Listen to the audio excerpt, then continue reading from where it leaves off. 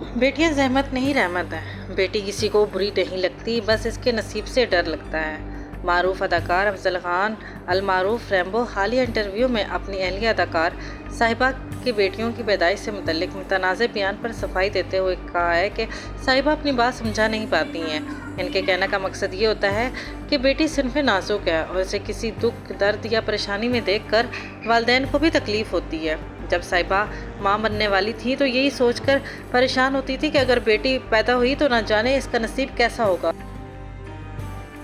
यह किसी घर में रुखसत होकर जाएगी, रुखसती का सोचकर ही रोना आ जाता है।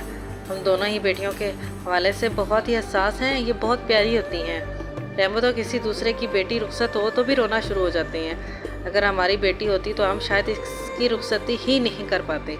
शुक्र है हमारे बेटे हैं, वरना तो बेटी के बगैर घर नामुकम्मल है। अपनी भांजी भतीजों को ही अपनी बेटियां समझते हैं और इन्हें ही अपने घर में रहने के लिए बुलाते हैं।